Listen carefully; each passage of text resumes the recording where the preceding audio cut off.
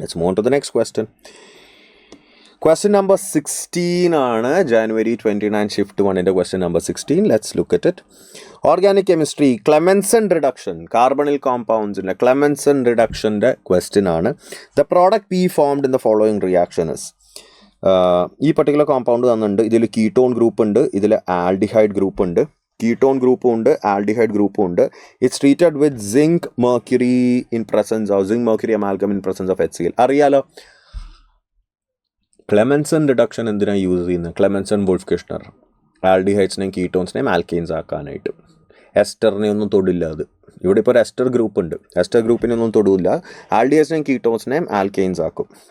So basically ഇവിടെ answer വരാൻ പോകുന്നത് ഇവിടെ ഈ ഓക്സിജൻ പോയിട്ട് 2 ഹൈഡ്രജൻ വരും, ഇവിടെ ഈ ഓക്സിജൻ പോയിട്ട് 2 ഹൈഡ്രജൻ വരും. So the answer would be option 3. മിക്ക ക്വസ്റ്റ്യൻസിനും കുറേ ക്വസ്റ്റ്യൻസിന് ആൻസർ 3 ആണല്ലോ ഈ പെർട്ടിക്കുലർ സെഷനിൽ. സോ ആൻസർ 3 ആണ് വരെ. ഡയറക്റ്റ് ക്വസ്റ്റ്യൻ ആണ്. ഒറ്റ കാര്യം നോക്കിയാൽ മതി, എസ്റ്ററിനെ തൊടില്ല കേട്ടോ.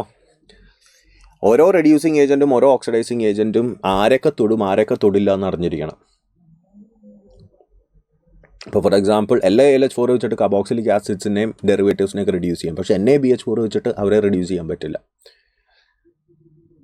ഓക്കെ ആണോ? അതേപോലെ തന്നെ ഇപ്പോൾ എന്താ പറയുക,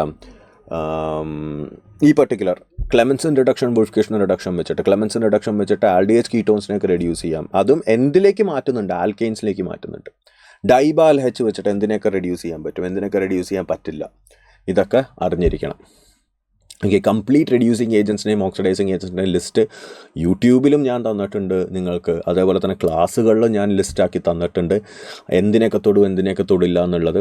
so very very very very important ആണത്. എപ്പോഴും JEE മെയിൻസിൽ ചോദിക്കുന്നതാണ്. ഓക്കെ, മൾട്ടിപ്പിൾ ഫങ്ഷണൽ ഗ്രൂപ്പ് തരും, എന്നിട്ടൊരു പർട്ടിക്കുലർ റെഡ്യൂസിങ് ഏജൻറ്റ് വരും.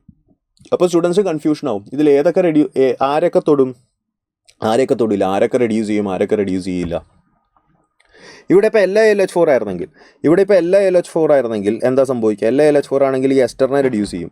ഇവിടെ പ്രൈമറി ആൽക്കഹോൾ വന്നേനെ, ഇവിടെ സെക്കൻഡറി ആൽക്കഹോൾ വന്നേനെ, ഇവിടെ പ്രൈമറി ആൽക്കഹോൾ വന്നേനെ.